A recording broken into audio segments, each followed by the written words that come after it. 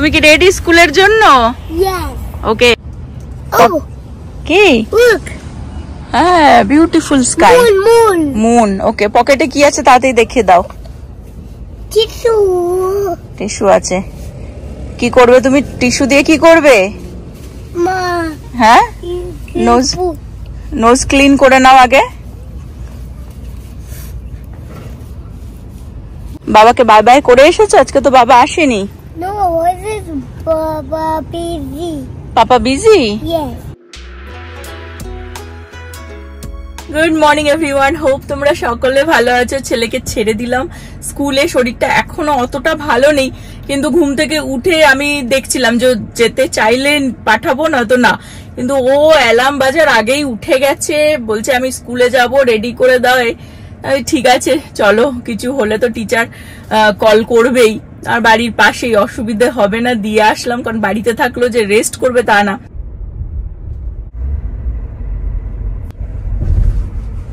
ওপর তলায় একদিকে মেয়ে কলেজ করছে, একদিকে বড় অফিস করছে। তোমাদের সাথে একটু করে একটু আমি শেয়ার করে দিই।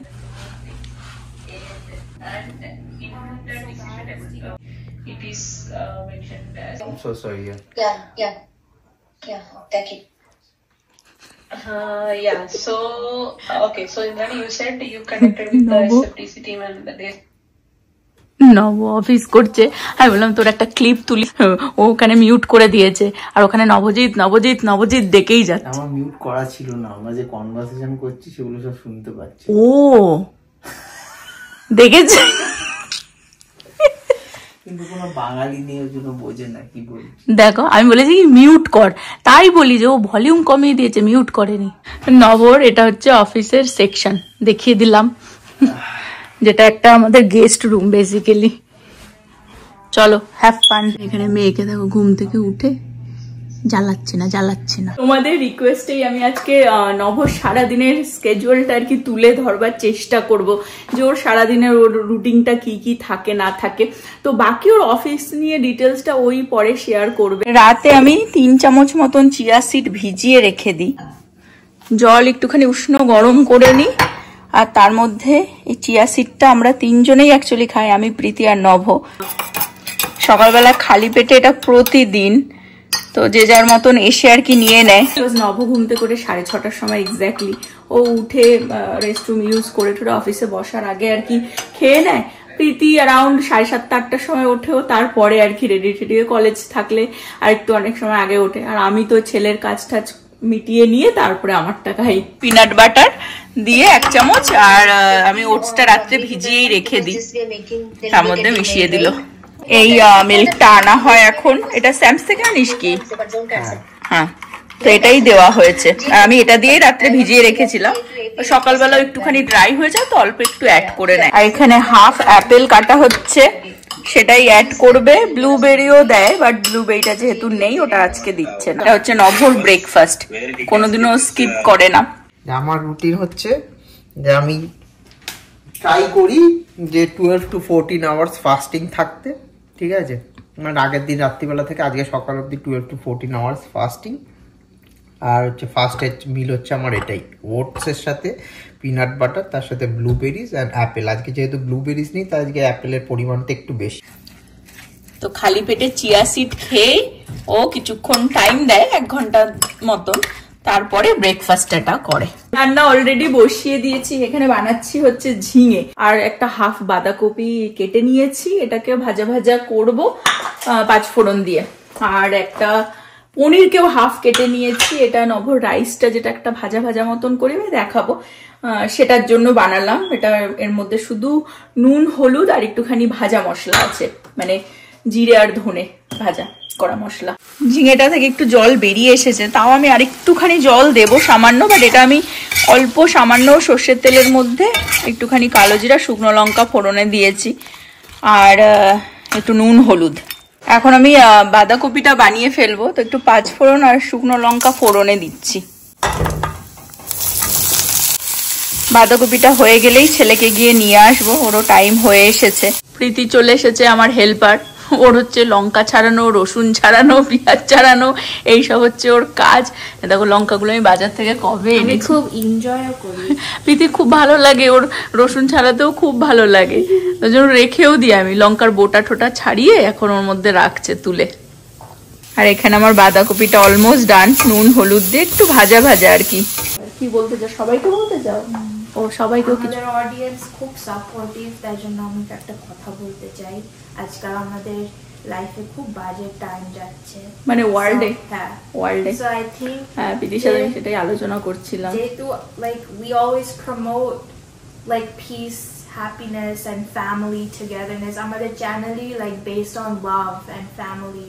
সো তোমরা যারা দেখছো অনেক দিনই, তোমরা জানো মাও অনেক লাইক wisdom এর কথা বলে তোমাদের সাথে, and we also try to represent like positivity within our vlogs. তো আমিও বলতে চাই যে তোমরা যদি আমাদেরকে সাপোর্ট করো, তোমরাও everyday try to be a little kind to not only yourself but everyone around you, because আজকে সবারই like everyone in the world is going through tough times, not just us, not just your neighbor, not just you, but everyone. So I feel like being a little nicer is just more helpful in this world right now. প্রীতি বলতে চাইছে প্রত্যেকটা মানুষ যারা আমাদেরকে দেখো সবাই, এবং মানে প্রত্যেকটা মানুষকেই একটু একটু স্টেপ বাই স্টেপ তাদেরকে পজিটিভ হওয়া উচিত, কাইন্ড হওয়া উচিত, হাম্বেল হওয়া উচিত। একটু একটু করে যদি প্রত্যেকটা মানুষের মধ্যে চেঞ্জেস আসে, তারপরেই তো আমরা ওয়ার্ল্ডটাকে বেটার বানাতে পারি। তো just be humble, be kind. আজকে লাঞ্চে কি কি আছে দেখিয়ে দিই। এটা বাঁধাকপিটা অলমোস্ট হয়ে এসেছে, এখানে ছেলের খিচুড়ি বানাচ্ছি, আর এটা হচ্ছে একটা লাউ দিয়ে উচ্ছে দিয়ে আর কি তিতর ডাল, আর পনিরটা বানালাম। এখানে হচ্ছে ঝিঙে, আর এটা আগের দিনের একটুখানি ভেন্ডি আছে, ভাতও আছে অনেকটাই, আর চিকেন, আর এটা হচ্ছে অ্যাভোকাডো স্যালাড একটুখানি পড়ে রয়েছে। আর আমি নভর জন্য যে রাইসটা বানাই সেটা আমি দেখিয়ে দিই কিভাবে বানাই। আমি সেম ওয়েতে প্রীতির জন্যও বানাচ্ছি। তো আমি একটুখানি ঘি দিয়ে নিয়েছিলাম এর মধ্যে অল্প সামান্য, তার মধ্যে আমি অল্প রাইস নিয়ে নেব, ব্রাউন রাইস। এই রাইসের মধ্যে আমি পনির একটুখানি অ্যাড করে দেবো, সামান্য একটুখানি জিরে ধনের যে গুঁড়োটা মশলাটা বানানো রয়েছে সেটা অ্যাড করে দেবো। এটা আমি প্রীতির জন্য এখন বানিয়ে দিচ্ছি, কারণ ও লাঞ্চ করে নেবে এখন। বাট নভ আমি একটু পরেই লাঞ্চ করব ছেলেকে নিয়ে এসে, তো তখন সেম ওয়েতেই আমি নভর জন্যও বানাই, শুধু নভরটার মধ্যে এগ থাকে, যেটা প্রীতি এগ পছন্দ করে না সেরকম, তাই ওরটাই দিই না। সকাল থেকে আজকে ছেলের মুখটা দেখতে পারেনি, তো স্কুলে আমি ছেড়ে দিয়ে এসেছি, আর ও মিটিং এ বিজি ছিল, তারা হুড়ো করে সব ফিনিশ করেছে যাবে বলে। আমি আজকে দায়িত্ববান বাবার মতো দায়িত্ব পালন করতে যাচ্ছি। ভাবো কোনো রকমের মিটিং ফিনিশ করেছে, ওখানে ল্যাপটপটা রেখে এসছে, কিন্তু মানে এসে আবার জয়েন করতে হবে। বাট তারা হুড়ো করেছে যে যাতে ছেলেকে আনতে যেতে পারে। খুবই দায়িত্ব পালন করতে যাচ্ছি আমি আজকে। বুড়ো বুড়ো তো চলে আসো, চলে আসো, আমরা এসে গেছি তো তোমার পিক করবো বলে। কোলে কোলে। এ বুড়ো, You had a good day? Yeah. প্রচুর কথা বাবার সাথে, প্রচুর কথা। আজকে অ্যাপেল শিখিয়েছে। বাড়িতে এসেই ঝটাঝট এখন এখানে নভর এগ বানানো হচ্ছে, এটা দিয়ে রাইস দিয়ে আর পনির দিয়ে আর কি অ্যাড করা হবে। এটা হচ্ছে নভর লাঞ্চ হবে, ঠিক আছে। বাকি তো সবজি পাতি দেখলেই সবই থাকে, রাইসটা একদমই সামান্য খায়। আর দাদা আপনি সারা বিরাট কোহলি বা সুনীল ছেত্রীর মতো হওয়ার চেষ্টা করছেন। হ্যাঁ, সারাদিনে কত মাইল আপনি হাঁটেন একটু বলে দিন। সকালবেলায় বেশি একটা টাইম পেয়ে ওঠে না, দিনে আমি বাট মোটামুটি 8-9 মাইল হাঁটছি এভরিডে। এই ঘরের এখান থেকে, আমাদের এই কিচেনটা এখান থেকে একটা রাউন্ড মতন, তো খাওয়া দাওয়া পরেই মোটামুটি এখানে হাঁটতে থাকে। হ্যাঁ বুড়ো, আমার স্কেডিউল হচ্ছে সকালবেলা ঘুম থেকে আমি উঠি 6:30টার সময়, আমি ট্রাই করি ব্রাশ টাশ করে ফ্রেশ হয়ে 7টার মধ্যে বেরিয়ে যাওয়া। 7টা থেকে 7:30 অবধি আমি ওয়াক করি, হাফ অ্যান আওয়ার মর্নিংয়ে, অ্যারাউন্ড 2.5 মাইল, ঠিক আছে। তারপর আসছি বুড়ো, ঘরে ঢুকি আমি একটুখানি শারীরিক কসরত করি, যেটা সকালেও হয় রাত্রেও হয়। আর সকালবেলা সামটাইমস মিস করে যায়, তো সেইটা আবার রাত্রে তখন মানে একটুখানি বেশি টাইম নিয়ে করে। আর সেটা রাত্রে ডিনারের পরে যায়, 9টা নাগাদ যায়। ডিনারও মোটামুটি আজকাল 7:30-8টার মধ্যে। 7:30, হ্যাঁ 7:30 চেষ্টা করছি, মানে অ্যাকচুয়ালি হয় না, মানে বিশেষ করে ছেলেটা ছোট তো। হ্যাঁ, অফিসও চেষ্টা করছি যে 7:30টার মধ্যে 7টার মধ্যে অ্যাকচুয়ালি র‍্যাপ আপ করা। কালকে যেমন আমি 7টার মধ্যে ডিনার করে ফেলেছিলাম বিকজ ছেলে ঘুমাচ্ছিল তাই। তো চেষ্টা অফিসও নভর মোটামুটি ফিনিশ হয় 5টা 5:30টার মধ্যে অফিস ফিনিশ হয়ে যায়। তারপর আমি স্নান টান করে পুজো দিয়ে লাঞ্চ করি, ব্রেকফাস্ট করি বা ডিনার করি, এই তিনটে আমার বড় মিল থাকে। এই তিনটে বড় মিলের পরে কিন্তু আমি 15 to 20 মিনিটস করে হাঁটার চেষ্টা করি। ডিনারের পরে তো হাফ অ্যান আওয়ার, লাঞ্চের পরেও হাফ অ্যান আওয়ার, ব্রেকফাস্টের পরে আমি চেষ্টা করি 15-20 মিনিট, সেটা ঘরের মধ্যে দিয়েই। আর ডিনারে আমি বলে দিই, লাঞ্চটা তো দেখলেই প্রতিদিন দেখো, কিন্তু ডিনারে মোটামুটি ওই একটা তরকার ডাল বা একটু ঘুগনি কিছু একটা বানানো থাকে, ওটাই অল্প একটুখানি নিয়ে খেয়ে নেয়। কোনো দিন এক্সারসাইজ মানে ওই হাঁটাটা একটু যদি বেশি হয়ে যায়, কসরত বেশি হয়ে যায়, তখন হয়তো একটা ওই টোটিয়া খেলো, টোটিয়া ব্রেডটা আর কি দিয়ে। ওটা হচ্ছে কেটো টোটিয়া, ওটা তো কার্ব অনেক কম থাকে, ফাইবার বেশি থাকে, তো ওগুলো নরমাল রুটির মতো না।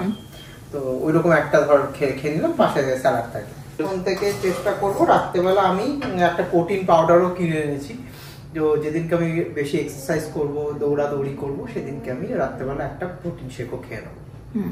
কেননা এই ডায়েটে মেন হচ্ছে তোমাকে কার্ব যেহেতু তুমি খেতে পারবে না, আর কার্ব না খেলে তোমার বডি ফ্যাট লুজ হয়ে যাবে। ফ্যাট লুজ হয়ে গেলে ইভেনচুয়ালি তোমার মাসেলও লুজ হয়ে যাবে, ঠিক আছে? তো ওই জন্য তোমার মাসেলটাকে ধরে রাখার জন্য তোমাকে প্রোটিন খেতে হয় বেশি করে। You have to eat lot of protein. তো প্রোটিন হচ্ছে একটা মানুষের যা বডি ওয়েট, তার মানে আমার যদি 63 কেজি হয়, তাহলে আমার এভরিডে 63 গ্রাম প্রোটিন খেতে হবে। এমন নাকি ওই 63 গ্রাম একটা চিকেন ব্রেস্টেরই তো 63 মানে 200-300 গ্রাম, কিন্তু ওই 200-300 গ্রাম চিকেন ব্রেস্টের মধ্যে তো 36 গ্রাম প্রোটিন থাকে না, প্রোটিন থাকে ধর 12 গ্রাম, 15 গ্রাম, বুঝেছিস? তো ওরকম করে আমাকে 63 গ্রাম প্রোটিন হচ্ছে, এটা হচ্ছে minimum basic, everybody should have it. প্রতিটা সুস্থ মানুষ অসুস্থ মানুষ সবারই ওই মিনিমামটা বডি ওয়েটের মানে সমসাময়িক প্রোটিন তোমাকে খেতে হবে গ্রামে। 3 টেবিল স্পুন মানে হচ্ছে 1 এগের হোয়াইট, একটা হোল এগের হোয়াইট, ঠিক আছে? তাতে কত গ্রাম প্রোটিন আছে? 5 গ্রাম অনলি। তো আমি একটা 3টে টেবিল স্পুন দিয়ে আমি যদি একটা ডিমের মানে এরকম বানাই, তাতে অনলি 5 গ্রাম, মানে আমি এখন ধরো 2টো ডিমের মতো বানিয়েছি, তাহলে হচ্ছে 10 গ্রাম প্রোটিনের মধ্যে আছে। এই পনিরের মধ্যে রয়েছে ধরো আমাদের 7-8 গ্রাম, তাহলে টোটাল হলো আমার হচ্ছে 17-18 গ্রাম। আমাকে যেতে হবে হচ্ছে অ্যাটলিস্ট 50-60 গ্রাম, রাইট? বুঝেছো? তার মধ্যে এই ব্রাউন রাইসও কিছু প্রোটিন আছে, 3-4-5 গ্রাম, সবজি চিকেন আছে, ঠিক আছে? এই সব মিলিয়ে আমাকে 50-60 গ্রাম অবধি সারাদিন। আমার যে ডেফিসিটটা থাকে, যেহেতু এখন ক্যালোরি মেনটেন করে খাচ্ছি, আমার যদি মনে হয় যে আজকে একটু প্রোটিন কম খাওয়া হয়েছে, ডেফিসিটটা থাকে, তাহলে আমি সেদিনটা প্রোটিন শেকটা খেয়ে নিচ্ছি। তো এই একটা প্রোটিন শেক মানে 2 scoop protein powder, 2 scoop protein পাউডারে আমার থাকে হচ্ছে 30 গ্রাম প্রোটিন। দেখিয়ে দাও। আর একজনের স্কুলে কিচ্ছু খায়নি, ওর ওরিওটাও পর্যন্ত নিয়ে এসেছে, একটাই খেয়েছে, ঠিক আছে? ভাত না খেয়ে এখন ওর ওই মানে স্কুলে দিয়েছিলাম ওরিও, সেটা বসে বসে খেলো। আমি এই প্রোটিন পাউডারটা এনেছি, সেটা হচ্ছে এখানে দেখতেই পাচ্ছ প্ল্যান্ট বেসড প্রোটিন। এটা কিন্তু কোনো ননভেজ না, লাইক কি বলবো, কোনো অ্যানিমাল প্রোটিন না, পুরোপুরি প্ল্যান্ট বেসড, ঠিক আছে? Plus 0 sugar. এটা কিন্তু মিষ্টি, খেতে কিন্তু মিষ্টি, কিন্তু এই সুগারটা আসছে হচ্ছে মঙ্ক ফ্রুট বলে একটা ফ্রুট আছে, ঠিক আছে? সেই ফ্রুটের এক্সট্রাক্ট থেকে ওই মিষ্টিটা বানানো, ঠিক আছে? তো এটা হচ্ছে চকলেট ফ্লেভার, এই যে দেখতে পাচ্ছ, আর এখানে লেখা রয়েছে এই যে 2 স্কুপ, সার্ভিং সাইজ হচ্ছে 2 স্কুপ। 2 স্কুপে আমার হচ্ছে প্রোটিন পাবো হচ্ছে 30 গ্রাম। আচ্ছা, তো ওই 2 স্কুপ মিল্ক শেক মানে এটা তুমি দুধের সাথে মিশিয়ে খেতে পারো, জলের সাথে খেতে পারো। তো আমি দুভাবেই ট্রাই করেছি, একদিন জল দিয়ে খেয়ে দেখলাম, একদিন অ্যালমন্ড মিল্কের মধ্যে গুলিয়ে মিশিয়ে দেখলাম। অ্যালমন্ড মিল্কটা ডেফিনেটলি বেশি থিক হয়, পেটে অনেকক্ষণ লাস্ট করে, খেতেও ভালো লাগছিল, জল দিয়েও খেতে ভালো লাগে। It's nothing but like a chocolate shake, মনে হবে যেন চকলেট শেক খাচ্ছে। বাসন ঠাসন মেজে ছেলের খাবার ওখানে রেডি করে দিয়েছে, ওরিওটা গপাগপ খেয়ে নিল, স্কুলে খায় না, এখন ঘরে এসে সেটা খেলো, এখন আর ভাত খেতে চাইছে না। নবকে বললাম তুই লাঞ্চটা সেরে তারপরে ওকে খাইয়ে দে। আর তোমরা তো নভর ডায়েট নিয়ে সবই শুনলে, এবারে ওর অফিসের, ওর জব নিয়ে, ওর কেরিয়ার নিয়ে কিছু আমাদের সাথে শেয়ার করে দিই। কাজটা আমি যেটা করি খুবই সাদামাটা, আজকাল সবাই এই লাইনেই আসছে, বিকজ ইজি, পড়াশোনাও, জব করাও ইজি। এটা হচ্ছে আইটি। তো আমি আইটি কেরিয়ারে আছি 12 বছর হয়ে গেছে, 12 বছর। তো আমার মোটামুটি ইন্ডিয়ারটা কাউন্ট করলে 12 বছর হয়ে গেছে, 12 বছর হয়ে গেছে। তো আমি এর আগে অনেকগুলো কোম্পানিতেই জব করেছি, ইন্ডিয়াতে ডিফারেন্ট কোম্পানিতে জব করতাম এর আগে। এখন টিসিএসে আছি, এর আগে ইনফোসিসে ছিলাম। তো এখন টিসিএসে আমি আছি 5 বছর হয়ে গেছে। এর আমার আগের ক্লায়েন্ট ছিল হচ্ছে সিটি ব্যাংক, সিটি গ্রুপ। তো আমি রিসেন্টলি এখন জি হেলথ কেয়ারে জয়েন করেছি। তো আমি সিটি গ্রুপে মাল্টিপল প্রজেক্ট লিড করতাম, আর এখন জি হেলথ কেয়ারও আমার এখন আর প্রজেক্ট শুধু না, এখন অ্যাকচুয়ালি দুটো লাইন অফ বিজনেস আছে, দুটো সেগমেন্ট আছে, দুটো সেগমেন্টের হেড আমি এখানে অনশোর থেকে নর্থ আমেরিকা থেকে। তো আর আমি এখন যে প্রসেসটাতে কাজ করছি সেটা হচ্ছে জি হেলথ কেয়ারের ইকুইপমেন্টস, লাইক মেডিকেল ইকুইপমেন্টস। তো এই মেডিকেল ইকুইপমেন্ট যেমন ধরো ultrasound machine, sonography machine, right, অথবা তোমার এমআরআই মেশিন, ঠিক আছে। তো এইসব যে মেশিনগুলো, তো এইগুলো তোমার পুরো মানে অর্ডার প্রকিউরমেন্ট থেকে শুরু করে শিপিং, ডেলিভারি, ইনস্টলেশন, এই পুরো প্রসেসটা যেটা রয়েছে সেটা একটা মানে অনেকগুলো অ্যাপ্লিকেশন, প্রচুর ইন্টিগ্রেশনস আছে, লাইক প্রচুর ডিফারেন্ট অ্যাপ্লিকেশনের সাথে কানেকশন আছে। ওই পুরো অ্যাপ্লিকেশনটা আমি এখন এখানে অনসাইট থেকে লিড করছি। প্লাস আরেকটাও অ্যাপ্লিকেশন আছে যেটা হচ্ছে এগ্রিগেটেড স্পেন্ড টুল বলে, লাইক ইউএস গভর্নমেন্টের রুলস অনুযায়ী যে মেডিকেল যত বড় বড় হসপিটালস আছে তাদের পেছনে জি হেলথ কেয়ার যত টাকা ইনভেস্ট করছে, যা খরচাপাতি করছে, সেই জিনিসটা একটা জায়গায় একটা সিস্টেম একটা মেনটেন হচ্ছে। তো ওই একটা অ্যাপ্লিকেশনের উপর রয়েছে, লাইক এই পুরো অ্যাপ্লিকেশন, দুটো অ্যাপ্লিকেশনই লাইক ফুললি ম্যানেজ করছি। কোনো ইস্যু যদি আসে অনসাইট থেকে তাহলে ওই সব দেখি। তো এরকম টাইপের কাজটা হেকটিক, বাট আমার এখন জবটা ফুললি রিমোট। কোভিড থেকে তো আমি কোনোদিনও, ইভেন কোভিডের আগে আমি যখন ইনফোসিসে জব করতাম তখন থেকে আমি ফুললি রিমোট। আজ থেকে লাইক 2018 সাল থেকে আমি ফুললি রিমোট কাজ। বা যখন টিসিএস এ ঢুকেছিল, মানে সিটি ব্যাংকে ছিল, তখন ওদের রিকোয়ারমেন্ট ছিল যে অফিসে যেতেই হবে।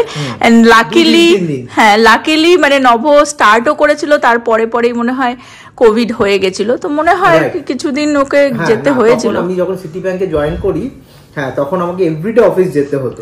মানে 2 মাস মতো গেছিলাম আমি। ডিসেম্বরে 2019 ডিসেম্বরে জয়েন করেছিলাম, ঠিক ফেব্রুয়ারি থেকে অফিস বন্ধ হয়ে গেল।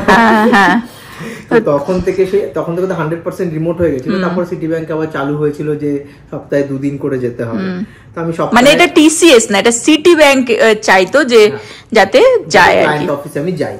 ঠিক আছে, অ্যাকচুয়ালি কি হয়, আমরা তো সিটিজেন, আমাদের পক্ষে, আমাদের ক্ষেত্রে কোনো অসুবিধা নেই। আমরা রিমোট কেন, আমরা আটলান্টাতে বসে, নিউ জার্সিতে বসেও আমরা এখানকার কাজ করতে পারি, ঠিক আছে। কিন্তু যারা H1B ভিসায় রয়েছে বা L1 এ রয়েছে, তাদেরকে অফিসে যেতেই হবে। মানে তারা যেই লোকেশনে তাদেরকে অ্যাপয়েন্ট করেছে সেই লোকেশনে তাদেরকে যেতেই হবে। বিকজ USCIS থেকে অল অফ আ সাডেন হয়তো অফিস গিয়ে ভিজিট করলো যে তুমি এই এমপ্লয়িটাকে রিক্রুট করেছো এই লোকেশনে ট্যাগ করে, তো এমপ্লয়ি কোথায়, বুঝেছিস? তো ওইটা আমাদের মানে সিটিজেনদের ক্ষেত্রে বা গ্রিন কার্ড হোল্ডারদের ক্ষেত্রে ওই প্রবলেমটা নেই, কেউ ভেরিফাই করবে না, আমরা যেখান থেকে যে কাজ করতে পারি। কিন্তু যেহেতু একটা নর্মস, এরকম একটা রেগুলেশনস ওরা করেছে, ওর জন্য আমরাও যেতাম। আমি তো 1 মাসে 1 দিন যেতাম। সিটি ব্যাংক থেকে যখন আমি সুইচ ওভার করছিলাম তখন আমি অ্যাকচুয়ালি রিমোট পজিশন খুঁজছিলাম, বিকজ এই ছেলে স্কুলে যাওয়া, বাড়িতে থাকি, নব একটু এনজয় করতে চায়, মানে ফ্যামিলি এনজয় করতে চায়। তো বলছে এটা আমার কাছে একটা বড় প্রায়োরিটি ছিল। না তো অন্যান্য অনেক অপরচুনিটিস পেয়েছিলাম যেগুলো আমাদের এখান থেকে বাড়ি থেকে দূরে প্ল্যান হতে, সেগুলো 2-3 দিন করে সপ্তাহে যেতে হতো। তো আমি বলেছিলাম যে আমাকে রিমোট অপশন দেওয়া হোক। তো এখন এইটা ভালোই চলছে। এই আমার মোটামুটি কাজ, খুব বড় কিছু না, একদমই বেসিক। তবে মানে আইটি কেরিয়ার নিয়ে যারাই ফ্লারিশ করতে চাও, তোমাদেরকে কিপ স্টাডি করে যেতে হবে। যেমন এখন মার্কেটে এসেছে AI, আর্টিফিশিয়াল ইন্টেলিজেন্স, রোবোটিক্স, তো এইসব নিয়ে তোমাকে কিপ স্টাডি করতে হবে। বিভিন্ন ডিফারেন্ট সার্টিফিকেশন করতে হবে, যেমন ক্লাউডের রয়েছে প্রচুর, AWS, ওই গুগল ক্লাউড। প্রীতি একটা গেম বানাচ্ছে ওর গ্রুপের সাথে, সেটা নিয়ে আমি অ্যাকচুয়ালি নেক্সট ব্লগেই সেটা ব্লগটা বানাবো। খুব এক্সাইটেড হয়ে আমাদের দেখালো সব, খুব ইন্টারেস্টিং জিনিসটা। তো এই আর কি, মানে খুবই ভালো লাইন। কিন্তু এই লাইনে একটাই হচ্ছে, তোমাকে মার্কেটের সাথে তোমাকে খুব আপডেটেড থাকতে হবে, তোমাকে কিপ স্টাডি করে যেতে হবে। নতুন নতুন যা যা টেকনোলজি আসছে তোমাকে জানতে হবে যদি তুমি কেরিয়ারে গ্রোথ চাও। আরেকটা জিনিস বলে দিই যে ইনফোসিস বলো বা TCS বলো, যে কটা এবং আমেরিকায় যতগুলো কোম্পানিতেই জয়েন করেছি না কেন, এগুলো সবই ইন্ডিয়ান কোম্পানি, কিন্তু আমি কিন্তু লোকাল US হায়ার, ঠিক আছে, আমাকে ইউএস এমপ্লয়ি হিসাবে হায়ার করেছে। তো আমার যে ডেজিগনেশন, আমার যে রোল বা আমার যে পে প্যাকেজ, সেগুলো কোনোটাই কিন্তু ইজ নট কম্পারেবল টু যারা ইন্ডিয়া থেকে আসছে। যারা ইন্ডিয়া থেকে আসে তাদের ডেজিগনেশন, তাদের রোল, তাদের পে প্যাকেজ ডিফারেন্ট হয় যারা ইউএস হায়ার হচ্ছে। আমি যতগুলো কোম্পানিতে আগে জব করি সবগুলোতে ইউএস হায়ার। তো এটাই আর কি বলার ছিল। আমি অনেকগুলো ডিরেক্ট ক্লায়েন্ট কোম্পানিতেও অনেকবার লাইক অ্যাপ্লাই করেছি, অনেকবার হয়েওছে, কথাবার্তাও এগিয়েছে। বাট ওই আর কি লাইক টিসিএস খুবই ভালো কোম্পানি, লাইক সার্ভিস বেস কোম্পানিগুলোর মধ্যে জব সিকিউরিটি অনেক বেশি, স্পেশালি প্যান্ডামিকের টাইমে। তো like TCS is one of the company যারা নাকি কোনো লে অফ করেনি, তো খুবই সিকিউর। তো ওর জন্য আমি এখনও ধরে আছি, টিসিএসেই রয়েছি, আর ভালো ভালো প্রজেক্ট পাচ্ছি, ভালো ভালো রোল পাচ্ছি। তো ওর জন্য not thinking of moving out any time sooner. আর সব থেকে বড় কথা হচ্ছে আমার যে রোলটা সেটা যেহেতু হচ্ছে টিম ম্যানেজমেন্ট বা লিড রোল, ঠিক আছে, লিডিং দ্য টিম। তো খুব ইম্পর্টেন্ট হচ্ছে অনেক কোম্পানিতে যেমন আমারও যারা বস আছে, হ্যাঁ, তারাও অনেক সময় রাফ বিহেভ করে ফেলে, ঠিক আছে, একটা রুড বিহেভ করে, অ্যাটিটিউড দেখায়। তুমি জানো যে তুমি কাজ করবে না, তোমাকে তোমার সাবঅর্ডিনেটকে দিয়ে কাজ করাতে হবে, ঠিক আছে, তাহলে ভাই ইতনা মগজমারি কিউ লেনা, তাই না? এত হেডেক তো নেবো না, মানে এত ঝামেলা কেন করবো? আমি তাদেরকেই চিৎকার করবো, তাদের উপরেই শাউট করবো যারা আমাকে কাজ করে দেবে। It doesn't work like that. হ্যাঁ, তো সে তোমার হেড ছাড়া আর কিছুই করবে না, তোমাকে কোঅপারেট করবে না তোমার সাথে। তা I always try to be very friendly and I never let them know কে আমি তাদের থেকে সুপিরিয়ার, ঠিক আছে, মানে I always gel up with them, ঠিক আছে, মানে তারাও যদি কোনো কিছু করে। আর আরেকটা কথা হচ্ছে, এখানে যত মানে আইটি কোম্পানির এইসব ম্যানেজারিয়াল লেভেল বা লিড লেভেলে যারা থাকে তারা they don't do coding, they don't do the hands on, but আমি এখনো হ্যান্ডস অন, ঠিক আছে, মানে আমি এখনো ধর ওরা কিছু আটকে গেল, কারো কিছু হচ্ছে না, ঠিক আছে, এখনো আই ডু দ্যাট। তো যাই হোক, মানে এটাই বলার কে তাদের সাথে সবসময় হাম্বেল থাকতে হবে, ঠিক আছে, এমন নাকি তো তুমি বস করে তুমি মাথা কিনে নিয়েছো, তুমি বিশাল কিছু হুনো হয়ে গেছো। তো always try to be very friendly and মানে যারা সাবঅর্ডিনেট তাদের কখনোই বোঝাতে দেবে না কি তুমি সুপিরিয়ার। আর সেই কারণে আমি একটা কথা অ্যাড করি যে মানে আজকে থেকে তো না বহু বছর হয়ে গেল নব এই মানে ওয়ার্ক ফিল্ডে রয়েছে, সবার সাথে হ্যাঁ এখনো মানে হ্যাঁ জাস্ট একটা ফোন কল অ্যাওয়ে, মানে কল করলেই যে কেউ আর কি কোনো ইনফরমেশন হোক, হেল্প হোক, এনিথিং, ইউনো। তো মানে সেই জিনিসটাও করে রেখে দিয়েছে, সেই জন্যই মানে তারাও কন্টাক্ট রাখে। They call me sir too, হ্যাঁ we all are sir, sir exactly, যখনই আমরা সবাই রাজা, আমরা সবাই রাজা। আমি যখনই কোনো প্রজেক্ট শুরু করি তখনই আমার অনেক জুনিয়র, লাইক 1 বছর 2 বছর হয়েছে ফ্রেশার জয়েন করেছে, তাদেরকে আমি বলি okay sir I will do it. So they send me some লাফিং sign, you know, like emojis. You are calling me sir? No, don't do like that. I said I call everybody sir. Everyone is sir to me. Sir or madam. Yeah. So it's not like মানে subordinate কে কখনোই তোমার ওরকম feel করানো উচিত না কে you are junior than me. We all are same. We are a team and we are doing a teamwork. That is the first important thing. তো কোনো কিছু যদি ফেলিয়ার হয়, কোনো কিছু যদি ইস্যু হয়, হ্যাঁ ডেফিনেটলি সবার আগে আমার ঘেটিটাই ধরবে, কিন্তু we failed as a team. It's not like we failed as an individual. Exactly. আর একজন দিদির কাছে ওপরে ছুটলো, আমি এখানে আজকে ব্লগটা এন্ড করে দেবো। অফকোর্স বুঝতে পারছো একটা ব্লগের সম্পূর্ণটা শেয়ার করা তো যায় না, যতটা পেরেছি, যতটা তোমরা প্রশ্ন করবে সেই হিসেবে আমরা অলওয়েজ ব্লগ বানাবো, অলওয়েজ তোমাদের প্রশ্নের উত্তর দেওয়ার চেষ্টা করব। হোপ তোমরা সকলে ভালো থাকবে, সুস্থ থাকবে, হ্যাপি থাকবে। আবার আগামী ব্লগে দেখা হবে। Bye bye.